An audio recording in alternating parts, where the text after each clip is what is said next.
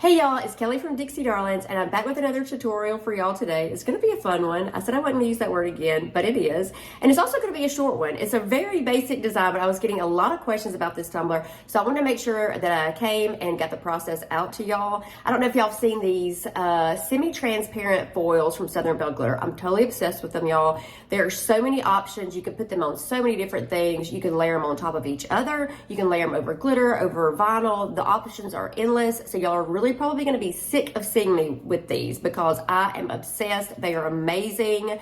Cindy at Southern Belle Glitter totally knocked it out of the park with these. They are my favorite foils to date, and y'all know I've used a lot of foils, but I love these. So y'all are gonna be sick of me, so I'll go ahead and apologize ahead of time. But I will link all the products that I use in the description box below, so make sure you check out those links, as well as I'll include some discount codes for y'all. So y'all make sure not to forget your discount code, save some money.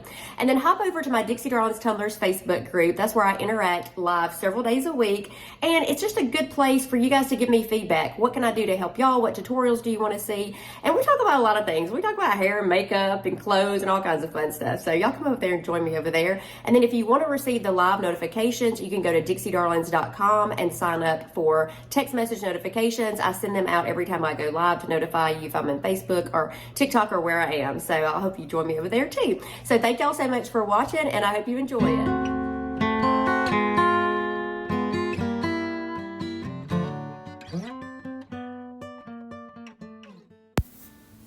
Hey y'all, so we're starting with the 30-ounce skinny mug from Craft Haven. I've just sanded it and spray painted it with Rust-Oleum's matte black. And then I'm showing you here, I've got these cat scratch sheets, or double-sided adhesive sheets, as some people will call them. I have not trimmed this to size. I've trimmed the top and the bottom, but I did not cut it as a template. I just kind of cut it down with my cutter, y'all, if I'm doing a full wrap. And you can see I was showing you here that I take it and press it up against the handle, and I just cut out the slits right there. So I'm basically just using the handle to run my craft knife right up against the side of it, and it creates these little slits. And then I'm just going to take my craft knife and I'm going to run it flush right there and just take off those little tabs.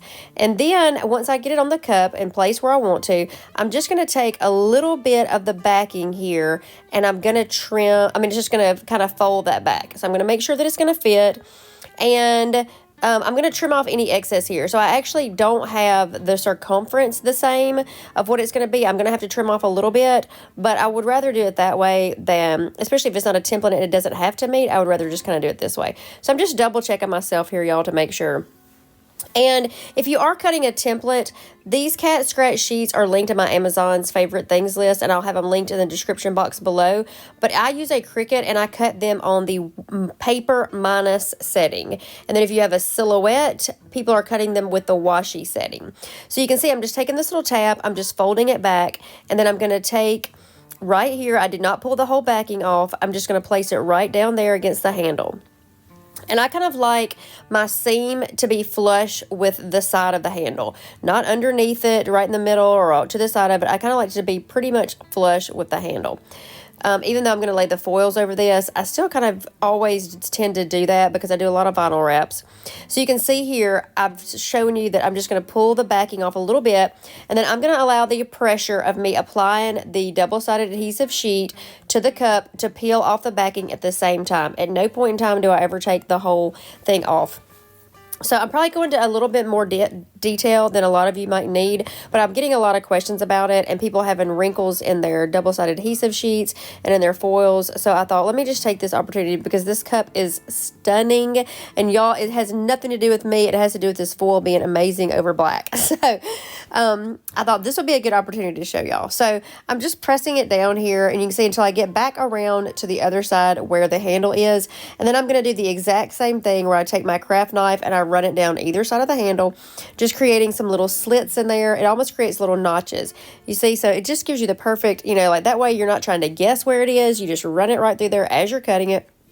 And then I'm just going to run my craft knife down right where the seam is on this one. I do not create an overlap. If y'all watch me vinyl wrap, I usually leave a little bit of overlap. With this, I don't. So I'm just trimming off that excess here. You can see it was a little bit longer than what I needed. So I just go down with my craft knife, trim right at the seam, and then peel off the excess. And then I'm going to be ready to lay my foils down. And I will say that while I'm just kind of trimming this excess off here, is that all cat scratch and double-sided adhesive sheets are not created equal, y'all. I've tried several different ones, and I by far like these Eden that I use that are cat scratch. So you can see I've laid the foil over there, and I'm cutting a slit right there the same way. So it'll slip right down the handle. I don't actually cut a notch off of that. I just cut a little, like just a little cut in it where it'll go on either side of the handle, if that makes sense.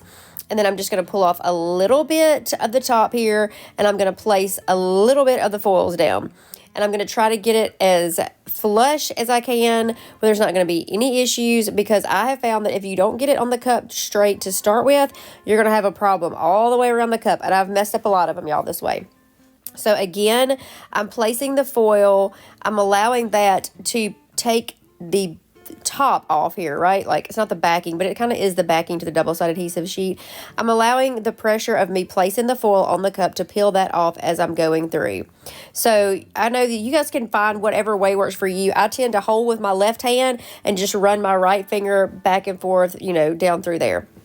And then you want to make sure that you just peel off that back around the handle on the other side, so you can continue just to press your foil down. So you can see at no point do I pull the whole backing off. I just allow the pressure of me placing the foils on there, just like I did the double-sided adhesive sheet, and just like I do my vinyl wraps.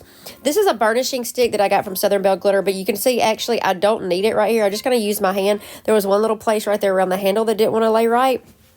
But I never even use the burnishing stick, so y'all just ignore that, because a lot of people ask me about that. Sometimes you do need those, but for these foils, they are easy release. I mean, look how clear that is, y'all. Like, you can see my reaction on my face. Like, there is nothing left on that sheet.